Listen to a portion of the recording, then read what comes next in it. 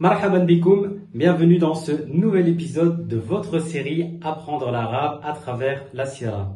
Aujourd'hui, nous allons parler de la conversion à l'islam de deux personnes qui vont changer l'histoire de cette religion, à savoir Hamza ibn Abd al-Muttalib, l'oncle du prophète Mohammed alayhi salatu wassalam, et Omar ibn al-Khattab radiyallahu anhu. Mais avant de commencer, je vous rappelle que si vous voulez démarrer l'apprentissage de la langue arabe en commençant de zéro, nous avons un e-learning qui est fait pour vous. Vous pouvez retrouver toutes les informations en description de la vidéo. N'hésitez pas à partager, liker et commenter la vidéo. C'est parti pour le nouvel épisode. Hayya bina. Commençons par la conversion à l'islam de Hamza radiyallahu anhu. Tout a commencé en fait un jour où le prophète alayhi salatu wassalam était près de la Kaaba. Il va avoir une altercation avec les notables, avec à leur tête Abu Jahl va commencer à insulter et traiter de tous les noms le prophète Mohammed alayhi salatu wassalam, qui lui ne fera que rester calme en écoutant et repartira. Alors un petit mot de vocabulaire. Comment est-ce qu'on dit insulter en arabe? On dit sabba.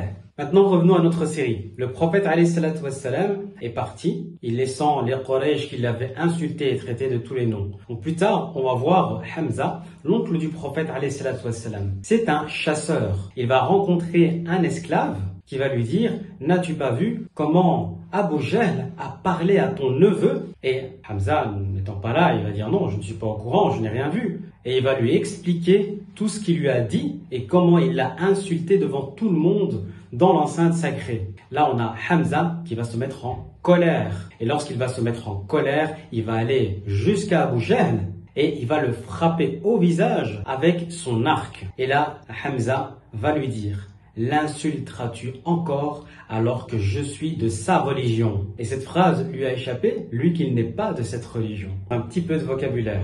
Donc je vous ai dit que Hamza était quelqu'un qui était connu parce que c'était quelqu'un de courageux et de fort. En arabe, le courage, on va dire shaja'a. La force, on va dire quwwa. Lorsqu'il a entendu ce qui s'est passé avec son neveu, alors il s'est mis en colère. En arabe, on va dire radiba. Lorsqu'il est parti vers Abu Jahl, il l'a frappé. En arabe, frapper, on va dire et il était avec son arc à flèche. Un arc à flèche en arabe, on va dire qawsun. Et d'une manière générale, une arme en arabe, on va dire silah. Et comme je vous ai dit, il a frappé au visage de Abu Jahl. Et le visage, ça se dit wedj. Il lui a dit « L'insulteras-tu encore alors que je suis de sa religion ?»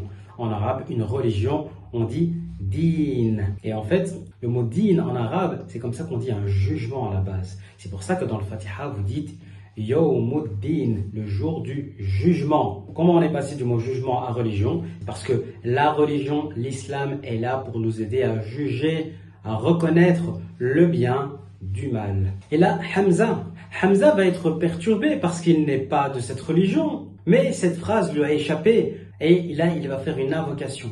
Il va demander à Allah subhanahu wa ta'ala de le raffermir sur cette religion si c'est du bien. Et si ce n'est pas du bien, de l'en éloigner. Lorsqu'il va se réveiller, il va se sentir apaisé, il va se sentir raffermi. Il va aller voir son neveu, le prophète Mohammed alayhi salatu wassalam, et il va prononcer la shahada. Et ce moment-là a mis énormément en joie le prophète alayhi salatu wassalam. Non seulement c'est son oncle qui rentre en islam, mais de plus, quelqu'un qui était connu pour son courage et sa force, quelqu'un qui pourra défendre les musulmans. Raffermir, je vous ai dit, il a demandé à Allah subhanahu wa ta'ala de le raffermir, on va dire thabbata. Pour les autres mots de vocabulaire, nous avons le verbe se convertir à l'islam, devenir musulman. Et là, on va dire aslama. Pour le contraire, une personne qui a apostasié, qui renie l'islam, on va dire irtadda. Et pour l'oncle du prophète alayhi salam qui va maintenant défendre, protéger les musulmans, là on va dire hama.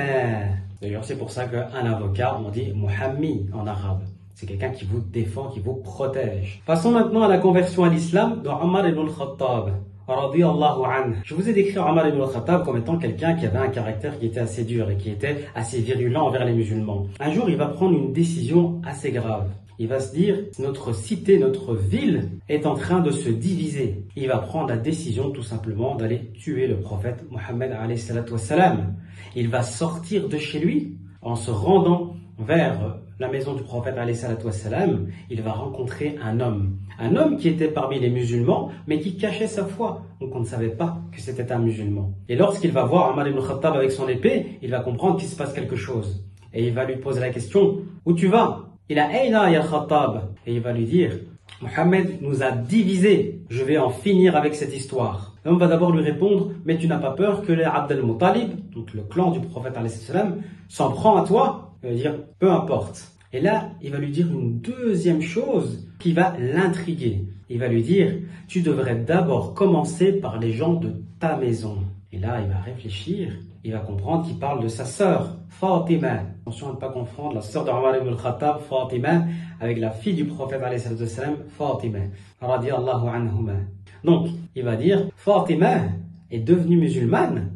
Et là, rappelez-vous, je vous ai dit, les Arabes de cette époque étaient des gens des fiers, et c'était une honte pour eux. Et là, il va faire demi-tour et d'abord aller vers chez sa sœur Fatima. D'abord un peu de vocabulaire par rapport à la partie que nous venons de voir. Donc nous avons vu que Omar ibn al-Khattab est sorti de chez lui. Comment est-ce qu'on dit sortir en arabe? C'est le verbe kharaja. Le contraire de ce verbe-là, entrer, là on va dire dakhala. Et là, il sera avec lui, il aura son épée. Une épée en arabe, on dit sayf. Aussi, il a parlé de division au sein des Quraysh. Et la division en arabe, on va dire farraqa. Taïb, reprenons le récit. Une fois arrivé devant la porte de sa sœur, Omar ibn al-Khattab, radiyallahu anhu, va frapper violemment la porte. À l'intérieur, il y avait Fatima, il y avait son époux, il y avait un compagnon du prophète alayhi salatu wassalam, qui était venu apporter des feuillets avec les nouveaux versets qui étaient arrivés du Coran.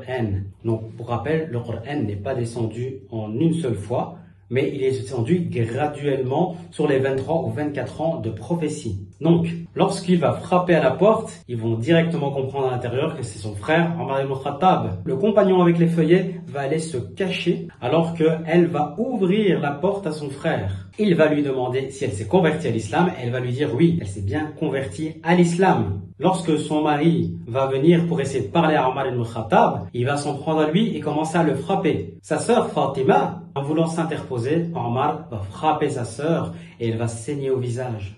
Et lorsqu'il va voir cette scène, on est chez les Arabes au 7e siècle, la famille est une chose hyper importante chez eux. Je ne dis pas que maintenant c'est plus le cas, mais c'est quelque chose de très important chez eux. Et cette scène va le perturber. Il va dire, comment j'en suis arrivé à frapper les gens de ma famille? Et là, il va leur dire, montrez-moi ce que vous a apporté Mohammed.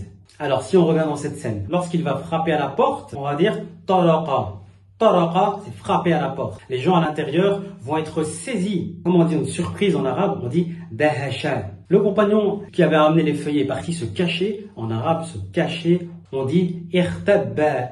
Lorsque Omar ibn al-Khattab va demander à sa sœur Fatima de lui donner les feuillets de le Coran, elle va refuser dans un premier temps. Elle va lui dire, d'abord, tu vas faire tes ablutions. Omar ibn al-Khattab va accepter. Il va repartir et aller faire ses ablutions. Lorsqu'il va revenir, il va voir la sourate Taha et il va lire ces versets jusqu'à l'histoire avec Moussa. Et il va être touché. Omar ibn Khattab, il va dire sur l'instant, où est Mohammed? Et là, le compagnon qui était caché va sortir et va lui dire, moi je vais te montrer où est-ce qu'il est. Pour les mots de vocabulaire de cette partie-là, nous avons Omar ibn Khattab qui est parti se laver. Se laver en arabe, on va dire irtasala. Il va lire le Coran. Comment est-ce qu'on dit la récitation? On va dire tilawa. Comment est-ce qu'on dit un verset? On dit aya. Rappelez-vous, au tout début de l'histoire de sa conversion, il a croisé un homme qui lui a dit que sa sœur Fatima s'est convertie à l'islam. Entre-temps, cet homme-là est parti voir le prophète alayhi salatu wassalam, qui est dans un endroit qui s'appelle Darul Arqam. C'est là que se réunissaient les musulmans et il l'a averti de ce qui se passait. Donc plus tard, quand Omar ibn Khattab va arriver et il va frapper à la porte, le prophète alayhi salatu wassalam va demander aux musulmans présents, Hamza compris, de rester en retrait. Il a dit, je vais aller lui ouvrir la porte. Et là, obéissance totale de ses compagnons qui vont lui faire confiance et qui vont le laisser ouvrir la porte.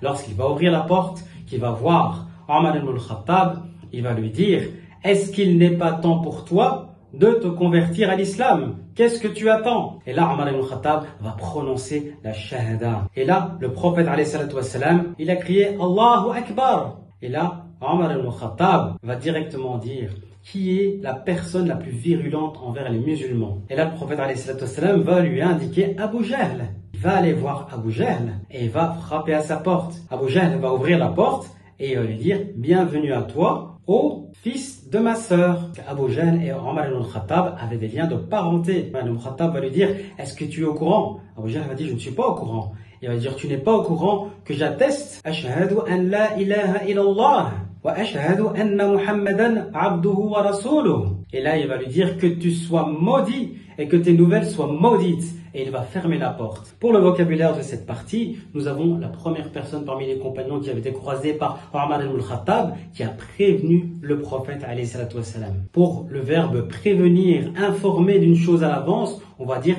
anzara. Lorsque Omar ibn Khattab est arrivé et que le prophète alayhi salatu wassalam a dit à ses compagnons de rester en retrait, les compagnons lui ont obéi. Obéir en arabe, on dit ata'a. Lorsque Omar ibn Khattab a prononcé l'attestation de foi, l'attestation se dit shahada. Pour le vocabulaire du jour, nous allons parler de vocabulaire religieux. Comment on dit le polythéisme en arabe? On dit shirk. Un polythéiste, on va dire mushrik. Une polythéiste, on va dire mushrika.